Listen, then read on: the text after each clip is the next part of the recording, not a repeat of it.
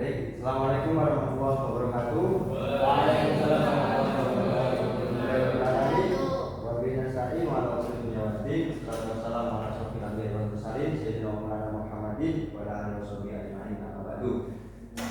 Yang saya banggakan kepada teman-teman sekalian dan juga yang berhormat kepada dosen pengampu Ibu Profesor Dr. Dajjal Siti Nurjanah, yang mungkin beliau masih ada udur sehingga belum bisa hadir pada perkuliahan pada pagi hari ini. Oke teman-teman sekalian, pada pagi hari ini tema diskusi kita yaitu terkait pengertian fikih munakahat. Oke, munakahat tersendiri itu mempunyai arti yaitu nikah. Saya masuk katakan fikih munakahat.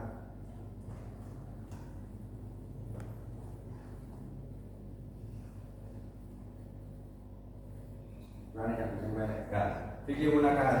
Munakahat sendiri itu mempunyai arti nikah. Nikah. Nah, lalu apa itu nikah? Secara bahasa, nikah itu berarti menghimpun. Nikah juga dapat diartikan dengan istilah lain yaitu bersetubuh dan akad. Menurut ahli bahasa, makna hakiki dari nikah yaitu bersetubuh, dan akad itu malah merupakan makna ajazi daripada nikah. Tentunya tak berhenti sampai sini. Masih banyak pendapat-pendapat yang lain tentang nikah yang saling berbeda. Salah satunya yaitu pendapat dari para tokoh ahli fikih, antara lain yaitu ada Imam Syafi'i dan juga Imam Maliki. Nah, kedua tokoh ini memiliki pandangan yang berbeda mengenai arti daripada nikah. Tentunya sebuah pendapat pun tak luput dari dasar ataupun alasan. Para kedua tokoh ini itu menggunakan dasar hadis dan ayat Al-Quran. Seperti ada suatu hadis itu mengatakan tidak ada perkawinan tanpa wali dan saksi. Kemudian ada juga ayat Al-Quran surat An-Nur ayat 32 itu mengatakan bahwasanya pengertian ataupun makna dari nikah itu adalah akad. Dan akad sendiri ataupun pernikahan itu tidak bisa dimaknai sebagai persetubuhan atau bersetubuh. Tak lepas dari sini saja, masih banyak sekali sebuah pendapat yang lain terkait pengertian nikah. Salah satunya ada juga hadis yang mengatakan bahwasanya pernikahan itu dikaitkan dengan adanya wali dan saksi. Dapat kita pahami tentunya dari kalimat tersebut bahwasanya pernikahan itu adalah akad. Karena apa? Karena jika kita maknai pernikahan itu sebagai persetubuhan itu tidak memerlukan saksi dan wali. Kalau persetubuhan ada saksinya ya malu jadinya nggak jadi main kan. Ya. Terus untuk selanjutnya itu ada juga hadis yang mengatakan bahwasanya pernikahan itu merupakan lawan dari sifat. Sifat sendiri itu identik dengan persetubuhan atau perzinahan. Jadi pernikahan itu merupakan lawan dari sifat yang pada artinya itu tidak bisa dikaitkan dengan persetubuhan, akan tetapi bisa dikaitkan dengan akad. Lalu ada juga pendapat dari Al-Zuhaili. Beliau berpendapat didasarkan pada ayat suci Al-Quran yang secara terang menerangkan bahwasanya pernikahan itu adalah akad, bukan persetubuhan, seperti di surat Al-Ahzab ayat 49. Sama-sama lihat di makalah yang sudah saya share. Dan pada ayat itu tidak menjelaskan persetubuhan, yang dijelaskan hanyalah pernikahan dan perceraian. Oke. Lalu berbeda dengan pendapat Imam Hanafi dan juga Imam Hambali. Dari pendapat di atas tadi, kedua imam ini memiliki pendapat yang berbeda. Kedua ulama ini mengartikan bahwasanya makna hakiki dari pernikahan itu adalah persetubuhan, bukan akad. Pendapat ini didasarkan pada surat Al-Baqarah ayat 2. Nah, lalu apakah dari sekian banyak pendapat tersebut terjadi kesalahan antara satu pendapat dan pendapat yang lain? Tidak juga. Kenapa? Karena kalau kita pikir secara personal, kemudian kita kelompokkan, bahwasanya pernikahan itu pasti ada akad, dan jika sudah melaksanakan akad itu berarti sudah melaksanakan pernikahan. Dan jika kedua hal itu sudah dilakukan, maka yang dinamakan persetubuhan itu sudah jelas halal dan sah. Jadi bisa kita simpulkan bahwasanya fikih munakahat itu ilmu yang mempelajari tentang pernikahan, baik itu secara akad, secara mahar, dan ataupun tata cara yang lain, sampai mengkerucut pada diperbolehkan persetubuhan. Itu jika pengertian secara global. Kalau kita nasionalkan seperti itu ya sahabat-sahabat. Selanjutnya yaitu ada dasar hukum fikih munakahat. Menurut jumhur, tahu jumhur kan?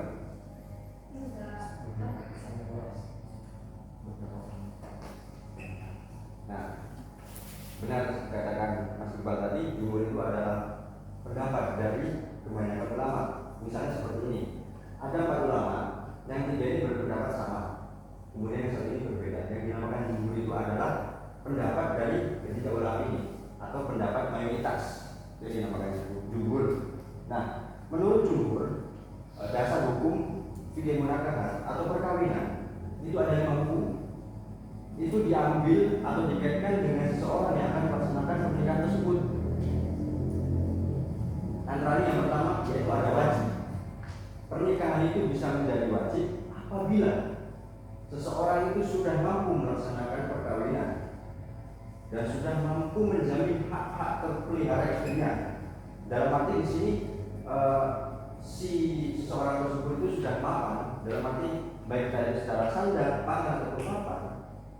Kemudian di situ dia itu takut terjerumus akan kemaksiatan jika segera tidak melaksanakan pernikahan.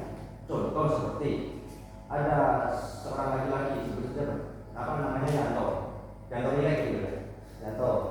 Nah, kemudian ada si cewek ini namanya Titi supaya mereka berdua ini saling mempunyai rasa, saling suka, dan si Yanto Nilai ini itu sudah mampu melaksanakan perkawinan dan sudah mampu menjamin akan hak-hak terpeliharanya si istri ataupun si Titin tadi. Dan kemudian kedua belah pihak ini itu jika tidak segera menikah itu takut akan terjerumus pada kemaksiatan. Contoh terjerumus malah seperti akhirnya berpacaran ataupun melakukan perzinahan. Nah, maka diwajibkan dari kedua orang ini segera melaksanakan pernikahan. Seperti itu. Bisa dipahami? Terus kemudian yang kedua yaitu hukumnya sunnah. Sunnah ini dihukumi apabila seseorang itu telah mampu melaksanakan perkawinan, akan tetapi seseorang tersebut tidak takut terjerumus akan kemaksiatan. Ini berbeda dengan hukum yang di atas tadi ya. Jika di atas tadi itu sudah mampu melaksanakan perkawinan dan kemudian ia takut akan terjerumus kemaksiatan sehingga harus diwajibkan segera menikah, dan jika di hukum sunnah ini berbeda. Ia sudah mampu, ia sudah bisa menjamin hak-hak daripada si istri, kemudian kedua belah ini tidak takut akan terjerumus maksiat, maka pernikahannya itu hukum sunnah. Terus yang ketiga itu ada makruh. Makruh ini dihukumi apabila seseorang laki-laki terutama ya itu tidak mampu bersikap adil kepada istrinya atau tidak mampu memuaskan keinginannya. Nah, ini hati-hati. Hukum makruh ini biasanya ini jika kita kaitkan dengan zaman sekarang itu lebih apa ya? Eventually yaitu ke fisik, soal fisik. Ini biasanya terjadi dalam sebuah hubungan atau pernikahan. Semisal gini, si Yanto ini tadi itu mempunyai apa ya? Saling rasa suka kepada si Titin. Akan tetapi si Yanto ini kurang seret sama si Titin. Dia suka, tapi kalau untuk melaksanakan perkawinan dia kurang lagi karena mungkin si Titin ini kurang cakep, kurang cantik, sehingga takutnya jika si Titin ini meminta untuk diberikan nafkah batin, tahu nafkah batin kan? Nah, di sini si Yanto ini kurang tertarik atau bahkan tidak bisa memuaskan daripada si Titin tersebut. Begitu.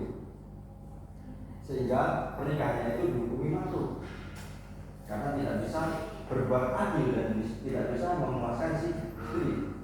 Kemudian yang keempat itu ada haram. Pernikahan ini bisa haram apabila terjadi ke gimana ya istilahnya itu mudarat bagi seorang istri.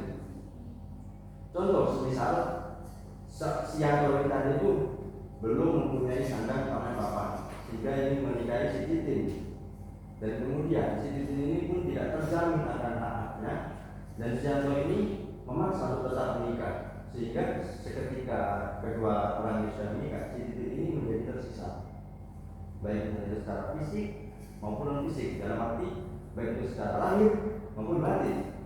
Itu untuk yang pernikahan itu haram. Kemudian yang terakhir yaitu ada dihukumi mubah. Mubah ini dihukumi ataupun dihukumkan kepada seseorang yang melaksanakan pernikahan itu tanpa penghalang ataupun tanpa dorongan. Dalam artian kelima, hukum tersebut entah itu wajib, sunnah, makruh, haram ataupun apa saja. Mubah. Oh ya, mubah. Nah, keempat hukum ini tidak tercantum atau tidak ada kaitannya dengan seorang melaksanakan pernikahan, maka pernikahannya tersebut dihukumi mubah tanpa penghalang dan tanpa pendorong atas dasar kemauan masing-masing, kemudian menerima dengan apa adanya. Itu yang dihukumi mubah. Ya, sekian jelas dari saya. Karena tema kita pada hari ini diskusi bukan khutbah, dalam arti kita itu berbicara sama-sama, berbicara bareng-bareng, sebenarnya saya saja yang berbicara. Makanya dari itu, marilah jika ada sebuah pertanyaan atau sebuah unek-unek terkait penyampaian saya, silakan ditanyakan ataupun disampaikan. Kritik maupun saran saya terima dengan apa? Agar apa?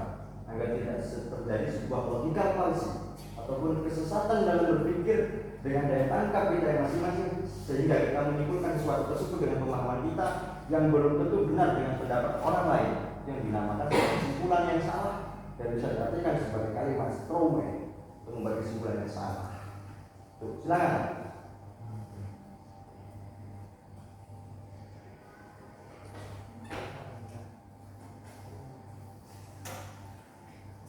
Terkait materi yang saya sampaikan tadi, silakan.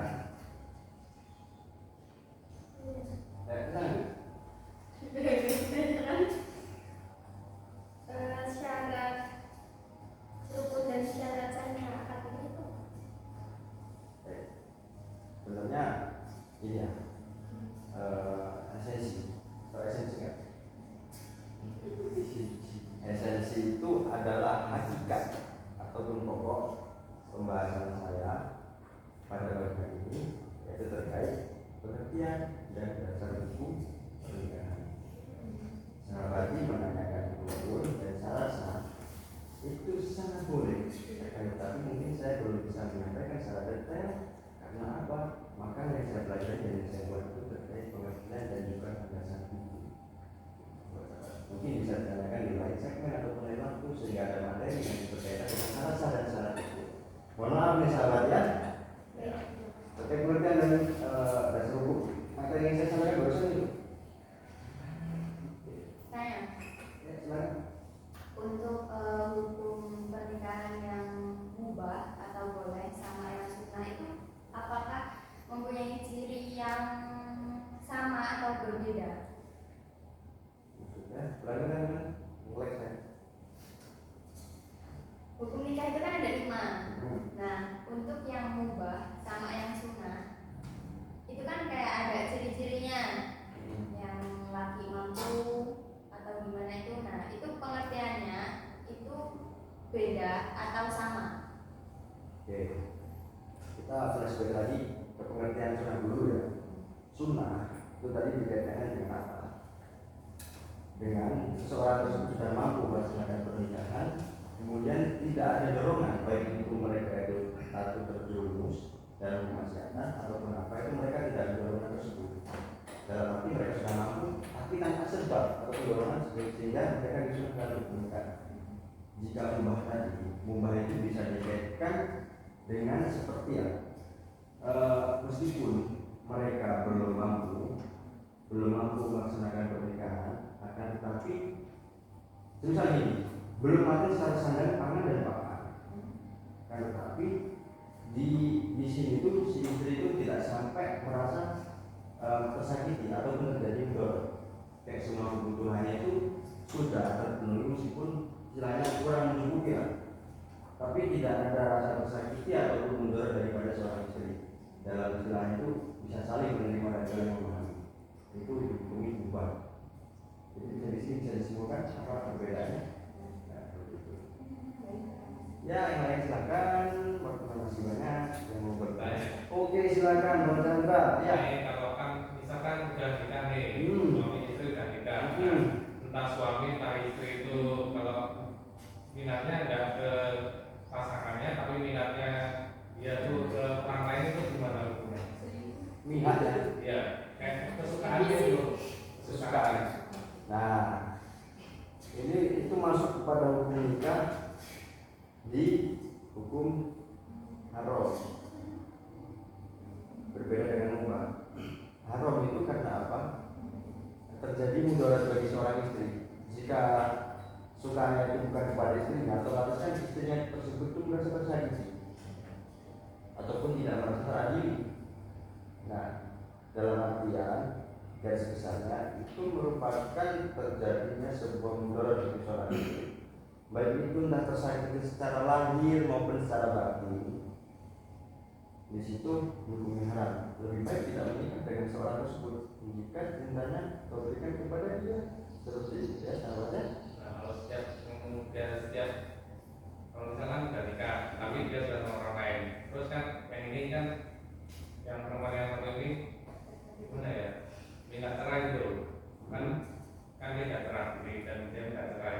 Nah yang salah itu kita juga dia kayak apa sih? Berarti sampai sepakat bercerai ya? Oh. Kayaknya kalau itu kejadiannya berulang terus gitu gimana mas? Tetap pernikahannya dulunya tetap haram gitu?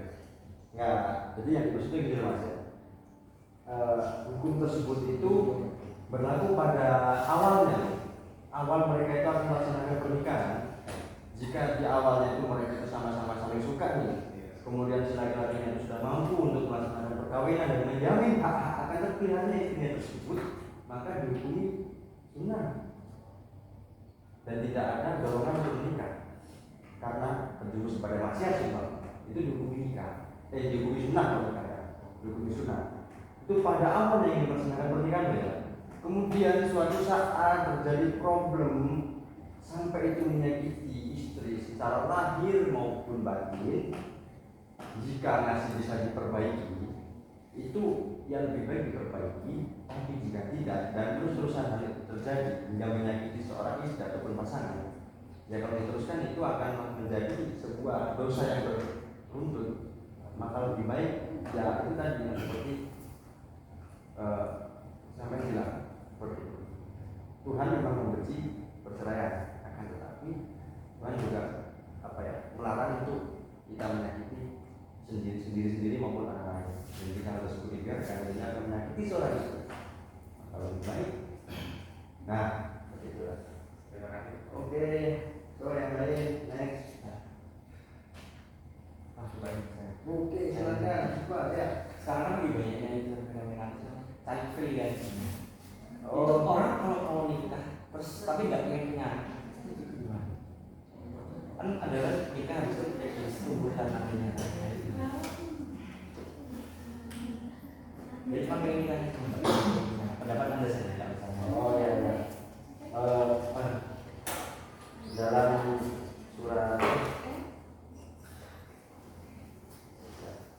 Dalam surat Al-Ahzab ayat 49 salah satu ya betul kan? 49 ya. Itu pernikahan itu dihukumi sebagai akad atau dipandang sebagai akad, dan itu tujuannya untuk meneruskan keturunannya atau mempertahankan kehidupan. Jadi bisa kita simpulkan bahwasanya kita menikah itu untuk membuat keturunan. Terus tujuannya apa? Untuk mempertahankan kehidupan, ataupun bisa jadi juga untuk melestarikan ataupun mempertahankan umat Islam.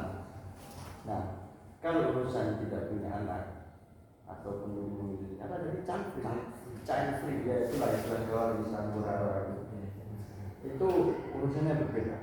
Dan kaitannya itu bukan pasal nikah, tapi itu pasal tidak ingin mempunyai anak, dan itu kaitannya juga ada dalam agama. Tapi mohon maaf, di sini saya tidak bisa menerangkan secara detail tentang satunya dari sebuah kalimat yang ini. Maka pada dasarnya tetap yang saya pahami ataupun yang saya sambungkan dengan pendapat Anda tadi, pertanyaan Anda tadi terkait mereka itu menikah keduanya itu menikah.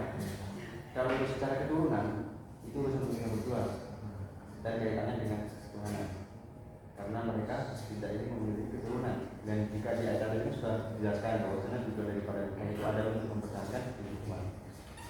Terus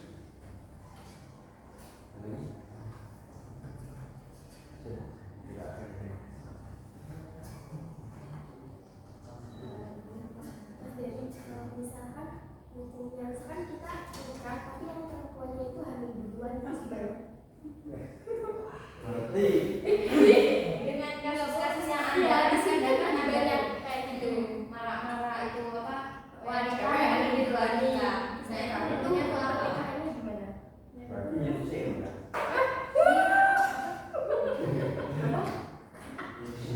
Ya. Kan di satu sisi itu wajib menikah untuk tanggung jawab sebagai ayah. Tapi di satu sisi orang ini nggak saling mencintai. Tapi kalau ya nanti kan berujungnya ke rumah tangganya. Kayak setelah anaknya lahir KDRT. Tapi anak sebelumnya nggak istilah enggak. Tapi sebelum misalnya itu hal yang siapa jadi dia sama tahu ya mau mabuk. Dia biarin aja diajak kalau misalkan mungkin tanpa sadar kan dia nonton. Iya itu gimana? Hukumnya itu gimana? Nikah lagi. Kalau nikah lagi, karena kan anak juga punya wali kan. Setelah anaknya lahir itu cerai, terus nikah masing-masing atau tetap mempertahankan rumah tangga itu. Definisi dua. Tanggapan dulu. Berarti ngomong yang terus dulu. Ya setahu ya mas. Ya. Setahu ya kalau misalnya dari hamil duluan ya nggak boleh ya. Nggak boleh nikahnya nunggu.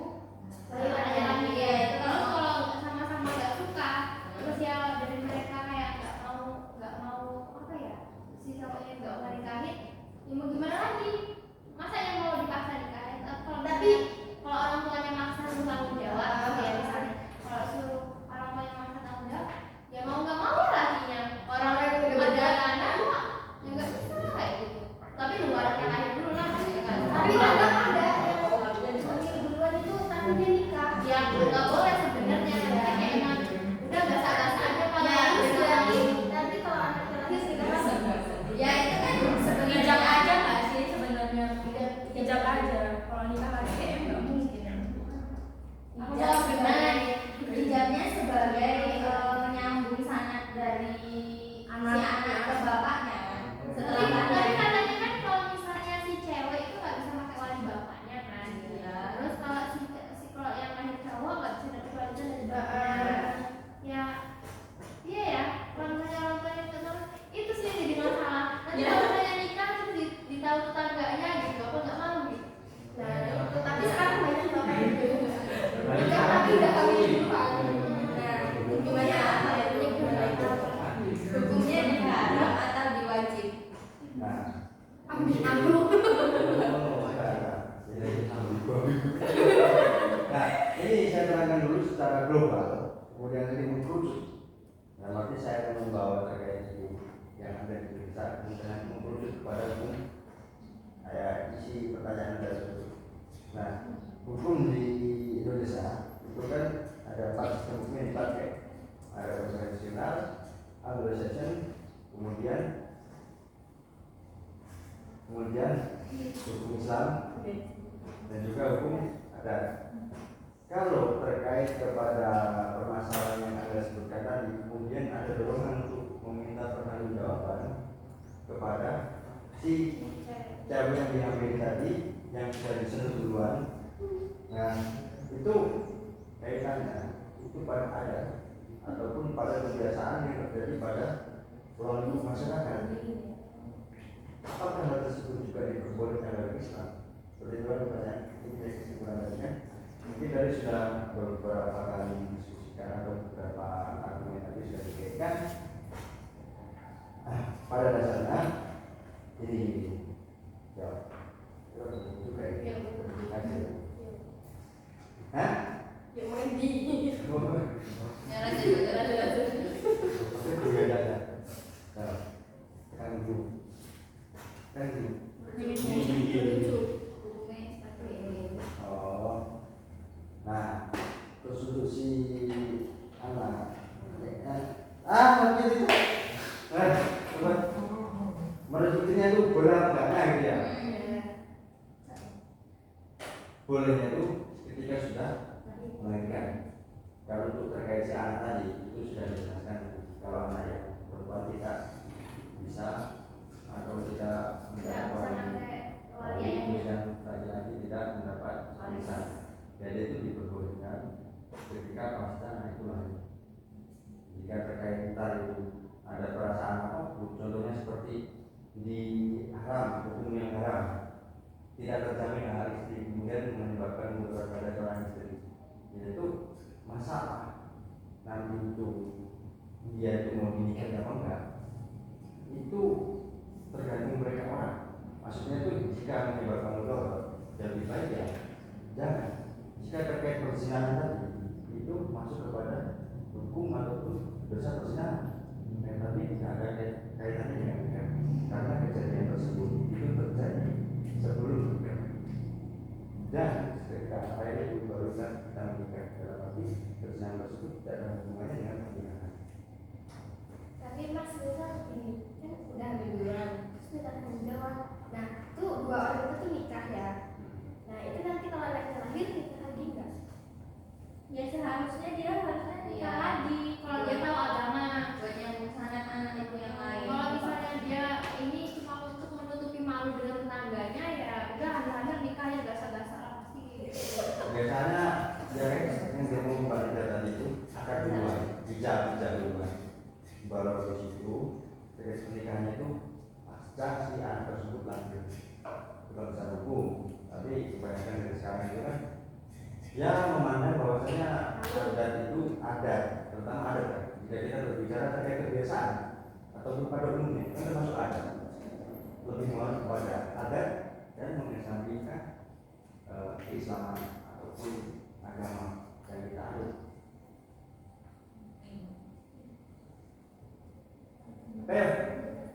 Oke, yang lain silakan. Semangat lagi.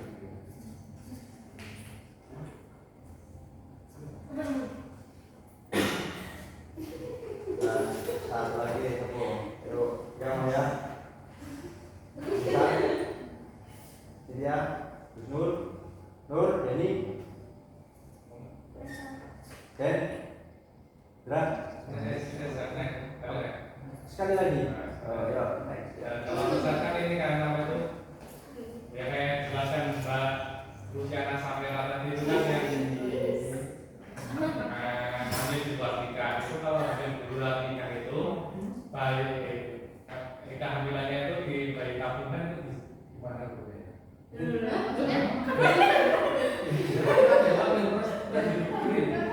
Oh, diberi. Bayi tabung itu kan agak buat ini sih, buat orang yang promil.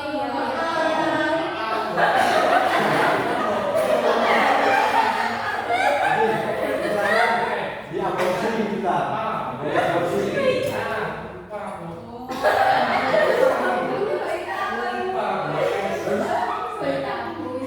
Boleh apa enggak itu? Iya, belum boleh apa dari Ya enggak boleh tuh.